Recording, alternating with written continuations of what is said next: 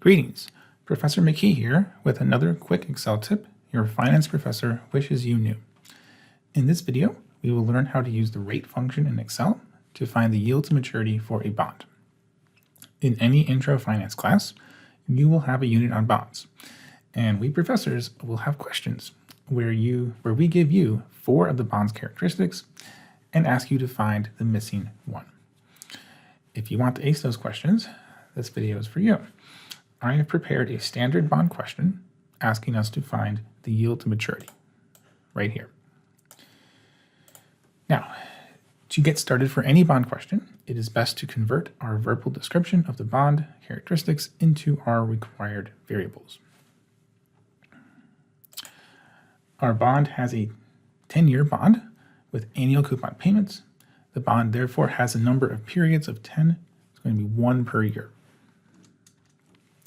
The bond's yield to maturity is unknown. That's what we're trying to find, so we leave this blank.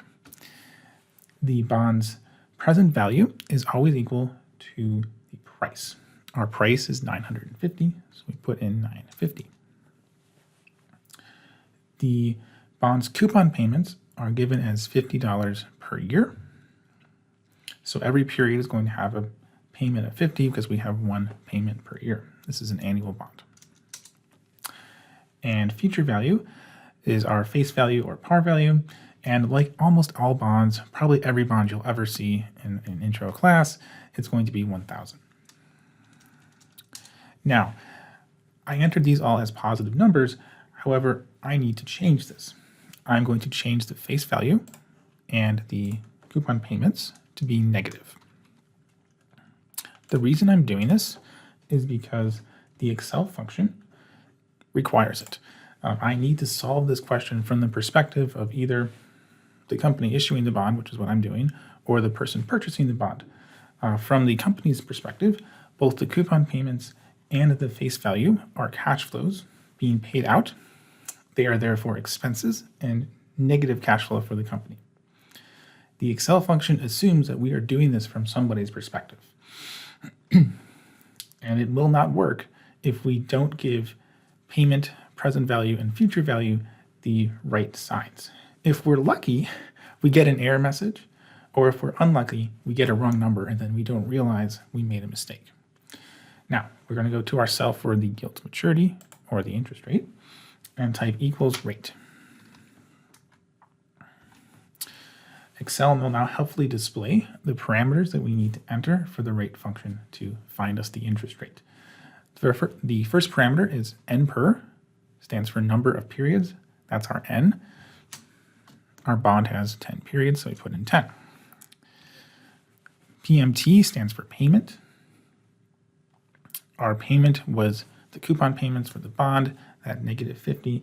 Make sure this is negative so that we have the right signs. Next one is PV, stands for present value. That's going to be our bond's price. That's $950. It's going to be positive $950. And then lastly, we have FV. FV stands for future value. It's in brackets. That means Excel has a default value, so we can leave it blank. Excel will assume that we just meant the default value and solve for it. However, for future value, the default value is 0. Our value is not 0. It's the 1,000 face value, so we put in -1,000. Now, the default values for type and guess, we can leave alone. Those values will be suitable for this question. So we close the parentheses, hit enter, and we find that our yield to maturity for this bond is 5.67%. Congrats, we now have solved this question. Now, if we want to be a little fancier, use better Excel practices, and most importantly, be able to reuse this Excel sheet for a future bond question that also asks us for yield to maturity, we can use cell references. So instead of typing in the numbers themselves into my function, I'm going to clear them, and instead I'm going to tell Excel what cell it should reference when it wants to know what number is supposed to be for N per, payment, present value, and so on.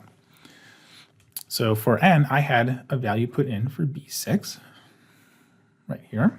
So I can type in B6, and Excel will know that it's supposed to use the value. Right now the value is 10, but whatever number shows up in B6, that's the number it's going to put in as our number of periods. I can also click, so I can click on B9 for payment, B8 for present value, and then B10 for my future value. Hit enter, and I get exactly the same thing again. I'm finding the same 5.67%.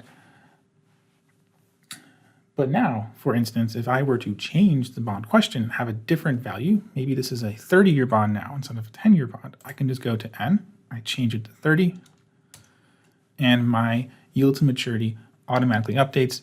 Now I get the 5.34%, and all I had to do was just change one number, and I get the exact answer. If I was using hard coding, I would have to go into the function and change my value there.